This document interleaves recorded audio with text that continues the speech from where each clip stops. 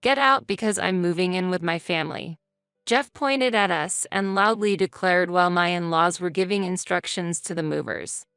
His face twisted maliciously, and I couldn't help but show my disgust. However, Stacy next to me reacted differently, asking Jeff with confusion, "Dad, you didn't know?" Hearing this, Jeff was visibly puzzled. Stacy seemed so flustered that not only Jeff but also his mother and father stopped what they were doing and looked over at us. But Nicole continued to give instructions to the movers, seemingly uninterested in the situation. Despite my dismay at the behavior of Jeff's family, I was determined to reveal a certain truth. My name is Dina Anderson, a 46-year-old remote worker. I have a husband and a daughter, leading a typical life. After several dates, Jeff proposed to me 3 years into our relationship. Having a frequently ill mother, I wanted to marry as soon as possible to give her peace of mind, so I accepted Jeff's proposal. Sometime after our marriage, I found out I was pregnant. Jeff was truly happy, eagerly looking forward to seeing our child. When our daughter Stacy was born, Jeff took an active role in parenting, and I lived happily. However, I had some worries. The biggest concern was about my mother. Her health improved upon seeing her grandchild, despite being almost bedridden before, and she visited us often. Initially, she visited frequently, but as Stacy entered middle school, my mother's health visibly declined. I quit my job to be available for my mother, choosing remote work. This decision allowed me to fully take care of my mother's hospital admissions and discharges by the time Stacy graduated middle school. My mother was very happy when we visited her. I hoped she would gradually recover and be able to go out as before. However, around this time, Jeff's behavior began to change. Initially, he was willing to help with my mother's care, but lately, he had become grumpy, complaining that I wasn't paying attention to him. "Going to your mother's again? You don't care for me when I'm tired from work, but you always look after your sick mother. I wish I were sick too." He would say such incomprehensible things, and even when Stacy and I tried to appease him, he strongly rejected our efforts. Worried about both my mother and Jeff, Stacy took over caring for Jeff. "Mom, leave Dad to me. You should go to Grandma's sooner," Stacy said with a smile, and I always relied on her. One day, while living this way, I received a call from my sister-in-law, Nicole. "You've been neglecting my brother lately," she accused out of the blue, making me stare at my phone screen in surprise. I wondered if there was a mix-up, but Nicole's name was clearly displayed on my phone screen. Confused by the baseless accusation, I could only deny it. "It's been a while, Nicole. What's going on all of a sudden?" "I haven't been neglecting Jeff." I was clueless as to why Nicole would say such a thing. "Don't play dumb. I've heard it from my brother. Lately, you've been neglecting the house to care only for your own mother. Can you still proudly call yourself a wife?" Indeed, I had been focusing more on my ill mother lately, but I never thought Jeff would tell Nicole about it. However, I wasn't neglecting our home. Stacy helps with the household chores when she gets back from school, and I manage both my work and my mother's care along with the housework. Lately, I did feel like Jeff's complaints had increased, but they were about trivial things like wanting to eat at expensive restaurants or not liking the smell of the laundry detergent, things we couldn't do much about. I was not neglecting the household chores. Just as I was about to explain in detail, Nicole said something shocking. "Unfortunately, this has reached our parents too. Someday, our angry mother might come to scold you." Leaving me with those irrational words, Nicole hung up immediately. Surprised by the unexpected turn of events, I was speechless until Stacy spoke to me. "Mom, I'm home." "What happened? You look stunned." Regaining my composure, I told Stacy, who had just returned from school, about the conversation. Stacy, too, was shocked and incredulous, sighing in disbelief. "Hey, Mom. There's something I've been thinking about for a while. Can I talk to you about it? Nervously, I nodded to Stacy's serious request. Listening to Stacy's concerns made me feel truly disheartened. During a period filled with Jeff's nonsensical complaints and Nicole's harassing calls, my in-laws finally took action.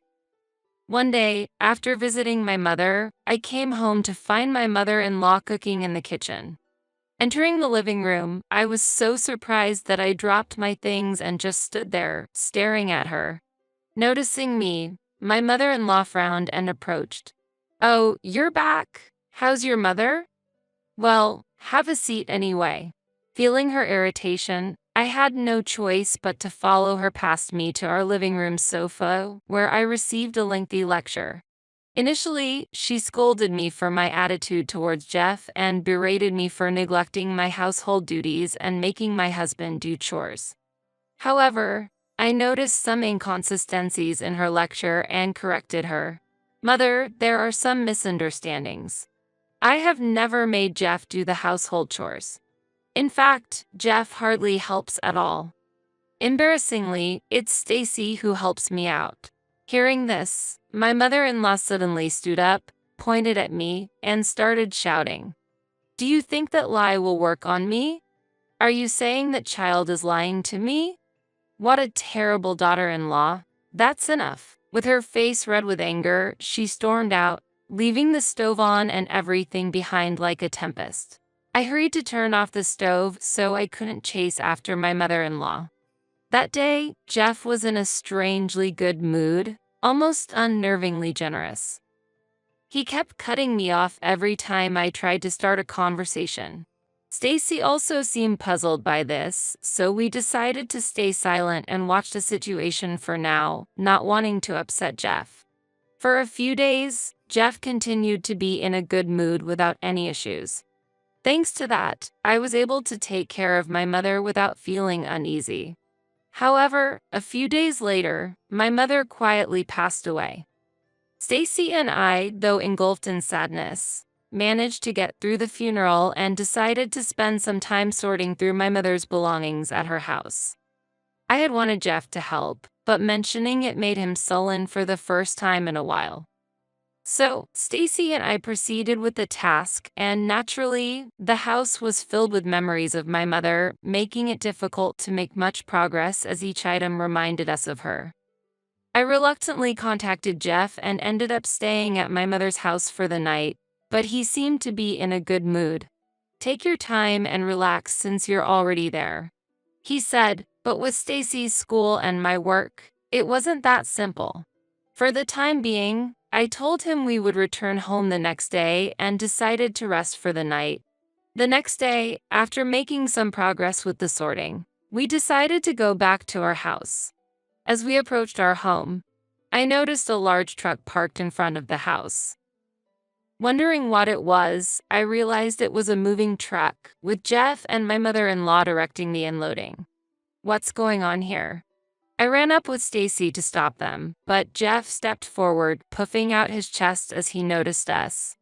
"What, you're back already? It's too late for you to return now." "What?" As I stood there in shock, watching the belongings being moved into the house, Jeff crossed his arms and continued proudly. "I'm moving in with my family, so you two need to leave." While the movers were receiving instructions from my in-laws, Jeff pointed at us and loudly declared. His face twisted maliciously, and I couldn't help but show my disgust. However, Stacy, standing next to me, asked Jeff with confusion, "Dad, you didn't know?" Hearing this, Jeff was visibly puzzled. Stacy seemed so flustered that not only Jeff but also his mother and father stopped what they were doing and looked over at us. But Nicole continued to give instructions to the movers, seemingly uninterested in the situation. Despite my dismay at the behavior of Jeff's family, I was determined to reveal a certain truth. "Forgotten? This house is mine." The in-laws were shocked, and Jeff began to panic, turning pale. Even Nicole stopped directing the movers and confronted me. "What are you talking about? There's no way you could afford to build such a fine house. Now it was my turn to respond with confidence. Thank you for the compliment. This house was built by my father, and originally, it's my family home. That can't be true. This house is so beautiful, it looks almost brand new. Does it look that way? Thank you, Mother. My mom renovated it for us as a wedding gift. Jeff should know about this. I couldn't understand how it could have been forgotten, but this house is naturally in my name, and the renovation costs were covered by my mother. She moved out happily to an apartment so that we could live here happily for a long time. Jeff and I went to thank my mother and even discussed living together. Jeff, who tends to forget things that don't suit him, seemed to realize that his plan had failed. And, just as I was about to speak, Stacy began to share information she learned from the inheritance process. Grandma left a lot of assets for me and Mom. But it's not money. It's things like land and apartments that can't easily be converted into cash. Hearing this, Jeff turned to his parents with shining eyes, and Nicole raised her hand in joy. Wait a minute. I had no idea your mother had so much wealth. You never said anything about this when we got married. Jeff's outburst led his family to start complaining selfishly. What's that? Isn't that like marriage fraud?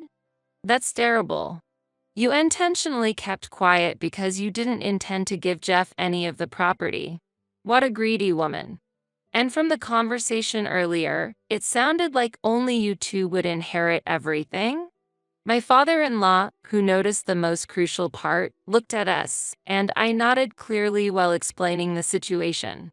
Yes, the inheritance is divided between Stacy and me only. Jeff gets nothing. We found the will while sorting through the belongings yesterday. Hearing this, Jeff's family turned red with anger, especially his mother, who was the most furious. This can't be allowed. We'll get a divorce then. I'll make sure to get compensation from you. As his mother screamed in anger and frustration, I accepted her reaction without hesitation. Yes, I agreed to the divorce. The moment I agreed, his mother turned around and ran off, presumably to the city office, which is probably close by, to get a divorce form. I deliberately did not stop her angry departure and watched her leave. As I watched his mother head to the office, Jeff asked me grumpily, "Hey, what are you planning to do now?" "What do you mean? Are you talking about the divorce or where you will live?" "Both." Jeff almost snapped at me, but I looked up at the house indifferently. "This house is actually already on the market," I said, which surprised Jeff. "What?" Confused by my words, Jeff looked puzzled. He exchanged looks with his father and then looked back at me. He didn't seem to understand what I meant. Of course, it was to be expected. While we were spending another night at my mother's house, there was no way Jeff and his family could have imagined that I was selling this house. Facing the puzzled Jeff and his family, I once again spoke up with confidence. "I've always felt it. Every time you treated me terribly, I wondered why I married you. I put up with it for Stacy's sake. But even Stacy said she couldn't take it anymore with you." Jeff, faced with this shocking truth, turned pale and looked at Stacy. Then Stacy firmly met Jeff's gaze and voiced her thoughts. "Dad, you always said it was sad to be ignored as the head of the house, or to be belittled after coming home tired from work. But don't you think there's a reason you're treated that way? Why don't you realize that you're neglecting and belittling us?" Stacy's pointed words left Jeff speechless. I thought if he just silently signed the divorce papers, sulking away, I would have nothing more to say. Just as I was thinking this, Nicole blurted out something shocking. If I knew it would come to this, I wouldn't have bothered with the renovation." Everyone present was taken aback by the sudden confession, looking at Nicole all at once. I was surprised not only that Jeff and my father-in-law were unaware of Nicole's actions, but also by her statement itself. "Why would you do something like that without permission?" yelled my father-in-law, to which Nicole started making excuses without much concern. I wanted to live in my ideal room, okay? So I thought, why not take over this house and renovate it while we're at it? But you're selling the house, right? Oh, but if you're selling it, why not renovate it and sell it for more? Nicole's nonchalant and cheery demeanor as she said this made Stacy and me sigh. Not only were we dismayed, but Jeff and my father-in-law felt the same, with Jeff clenching his fists in suppressed anger. Finally, unable to tolerate Nicole's recklessness, he began to yell, "Hey, Cess, even if it's going to be sold or become ours, you should have told us first. We were preparing to move. Where were we supposed to live during the renovation?" Though his preamble was a bit off, his point was valid, leaving Nicole surprised. "Oh, really?" As Nicole responded, Jeff was about to yell again when we saw my mother-in-law running towards us from a distance. It seemed she had brought the divorce papers. "I got it, the divorce papers. Now, sign it right here." Despite being out of breath and excited, my mother-in-law, who was handing me the divorce papers, was unaware of the commotion that had just occurred. But that didn't matter to me. I took the divorce papers from her and handed them to Jeff. "You write it. After all the times you've belittled me, you agree to our divorce, right?" "No way." Jeff immediately refused, possibly because he knew about my mother's inheritance. However, I couldn't tolerate Jeff's behavior and his family's strange antics any longer. So, I provoked him, aiming to get him to write the divorce papers. "Changing your tune so suddenly? I guess you've been in a good mood lately because you were thinking of taking over my house, right? Too bad." Even without my mother's inheritance, I had no intention of handing over this house, and it's already planned to be sold. Either way, you'll end up homeless. At my words, Jeff looked bitterly at the divorce papers. Trying to control his anger and calm himself, I knew too well the points that would set Jeff off. "It might be a disgrace to you, but if you sign this divorce paper, I might feel a bit relieved." I figured that by demanding from a position of superiority, Jeff would easily be swayed to do as I wished, given his condescending view of me. This statement was born from such thoughts, but indeed, it contained many of my true feelings. As expected, Jeff's face turned red with anger, and he snatched the divorce papers from my hand, starting to write immediately. "If you insist so much, I'll give you your divorce." I felt a sense of relief at Jeff's hasty action. I had worried that he might reconsider and calm down, but Jeff was simple after all. After receiving the half-completed divorce papers, I filled in my part to prevent any further unexpected events and completed it. I then entrusted the finished divorce papers to Stacy and turned back to Jeff's family. "All that's left is to submit this to the city office. So take all the stuff you brought in with you." "Wait a minute, are you serious? You said you'd feel relieved if Jeff signed the divorce papers." "That's correct, but I never said I'd agree to the move." "What about the renovation?" "What renovation?" Unaware of the renovation discussed in her absence, my mother-in-law, standing next to my father-in-law, grabbed Nicole after receiving an explanation. A big argument started, and while my father-in-law and Jeff tried to intervene, I attempted to leave with Stacy. However, Jeff and Nicole, determined not to let us escape, grabbed at us, but the movers, who had been watching the situation with dismay, stepped in to mediate. Amid the chaos, we heard the sound of police sirens. Protected by the movers, I looked around and noticed neighbors gathered, drawn by the noise. Seeing a police car approaching with its red lights flashing, someone from the neighborhood must have called them, and we felt relieved. But that relief was short-lived as Jeff's entire family seemed about to attack us. Just in time, the police intervened and we were safe. Despite being stopped by the police, Jeff's family's commotion didn't cease, and another officer had to escort us into a police car to calm the situation. Nicole, mistaking our being escorted for an arrest, attempted to throw belongings into the house and was naturally stopped by the police, with additional support arriving to finally quell the disturbance. As Jeff's family began to calm down, the police asked us to accompany them for questioning, leading to further troubles when either Jeff, Nicole, or both acted against the officers. They were arrested for obstructing official duties and taken away in police cars that had arrived for backup. Jeff's parents were also scolded by the police and taken to the station for questioning. We watched the entire ordeal from the police car, where we gave a brief statement. Eventually, Jeff and I officially divorced. The divorce, initially resisted by Jeff even after signing the papers, was prolonged, but thanks to a lawyer, we were able to finalize it smoothly. Soon after, my house found a buyer and I was able to secure the money from the sale. Nicole was pushing for a renovation, but the house had already been renovated when my mother passed it down to me, so a buyer quickly appeared. Afterward, my in-laws were not prosecuted, but they cannot return to the house I inherited, and they had sold their own house expecting to move into mine, leaving them without a place to live. Furthermore, due to the commotion, they have become outcasts in the community, struggling to find a place to belong. It's inevitable given the extent of the uproar they caused. My claim for compensation has further cornered Jeff's family. The incident became well known at Jeff's workplace, leading to a pay cut followed by his voluntary resignation.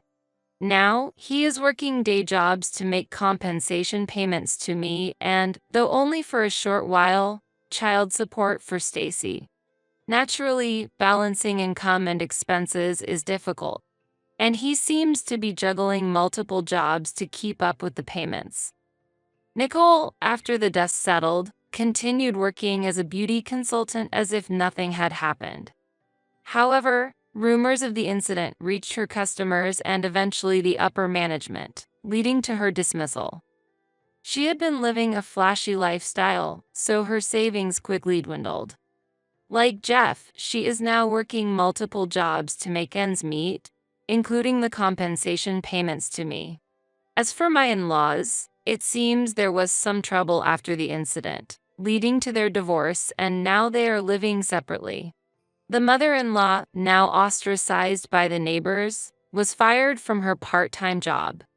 The father-in-law, who was planning to enjoy his retirement with his pension, has had to allocate most of it to the compensation payments to me and is now looking for work despite his age. They are each in a difficult situation, but this is their reparation to us, and I hope they take this time to reflect. On the other hand, Stacy and I have moved to a new house, so even if Jeff's family tries to approach Stacy's school, it's no issue since she has already transferred. Continuing my work from home and thinking about spending peaceful days ahead with Stacy naturally brings a smile to my face. Feeling liberated from our past troubles, I plan to live happily with Stacy, just the two of us,